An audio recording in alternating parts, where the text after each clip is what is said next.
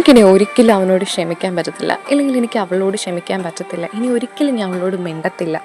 നമ്മളിൽ ചിലരെങ്കിലും ഇങ്ങനെയൊക്കെ പറഞ്ഞിട്ടുണ്ടായിരിക്കും അല്ലേ? അല്ലെങ്കിൽ നമ്മൾ ചിന്തിച്ചിട്ടുണ്ടായിരിക്കത്തില്ലേ?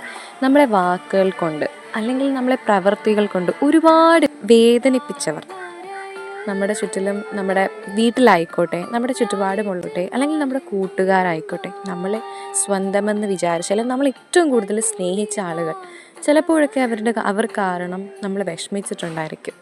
അപ്പോഴൊക്കെ നമ്മൾ ചിന്തിക്കുന്ന കാര്യമാണല്ലേ, ഇനി ഞാനെന്ത് ചെയ്യത്തില്ല, അവനോട് ക്ഷമിക്കത്തില്ല, എന്നോട് ഇത്രയും വലിയൊരു തെറ്റ് അവൻ എങ്ങനെ ചെയ്യാൻ പറ്റി, അല്ലെങ്കിൽ അവൾക്ക് എന്നോട് എങ്ങനെ ഇങ്ങനെ പെരുമാറാൻ പറ്റി, എൻ്റെ കൂടെ നിന്നിട്ട് എന്നെ എങ്ങനെ ചതിക്കാൻ പറ്റി, എന്നെ പിന്നിൽ നിന്ന് കുത്തുകയായിരുന്നില്ലേ എന്നൊക്കെ നമ്മൾ ചിന്തിക്കാറുണ്ട്.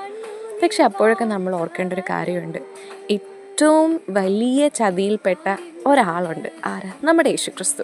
യേശുവിൻ്റെ കൂടെ നടന്ന ആളുകൾ തന്നെയാണ്, യേശുവിൻ്റെ ശിഷ്യന്മാരിൽ ഒരുവനായ യൂദ തന്നെയാണല്ലേ യേശുവിനെ ചതിച്ചത്. പക്ഷേ യേശു എന്ത് ചെയ്തില്ല?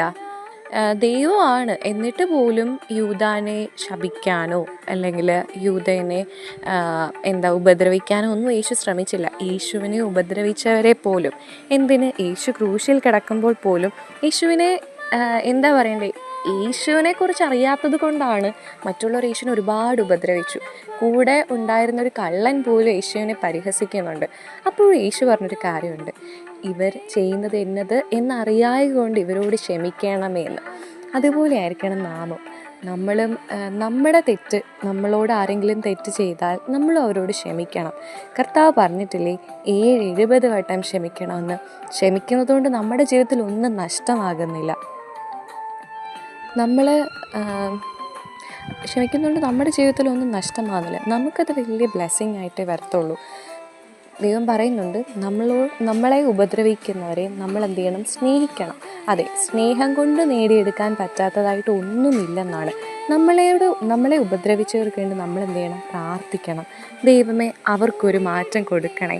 അവരറിയാതെ നമ്മളോട് ചെയ്ത ഒരു കാര്യമാണ്, അല്ലെങ്കിൽ അവരോട് ക്ഷമിക്കണേ. അതേസമയം തന്നെ നമ്മൾ ചിന്തിക്കേണ്ട ഒരു കാര്യമുണ്ട്, നമ്മൾ കാരണം, നമ്മുടെ വാക്കുകളാലോ നമ്മുടെ പ്രവൃത്തികളാലോ ആരെങ്കിലും വിഷമിച്ചിട്ടുണ്ടോ എങ്കിൽ അങ്ങനെയുള്ളവരെയും ദൈവം ആശ്വസിപ്പിക്കണം. ഇനി നമ്മുടെ ഭാഗത്തുനിന്ന് അങ്ങനെ ഒരു പ്രവൃത്തി ഉണ്ടാകാൻ ഇടവരരുതേ എന്ന് നമ്മൾ ഇടവിടാതെ പ്രാർത്ഥിച്ചുകൊണ്ടേയിരിക്കണം. ഈ വാക്കുകളാൽ ദൈവം നിങ്ങളെല്ലാവരെയും അനുഗ്രഹിക്കട്ടെ. God bless you.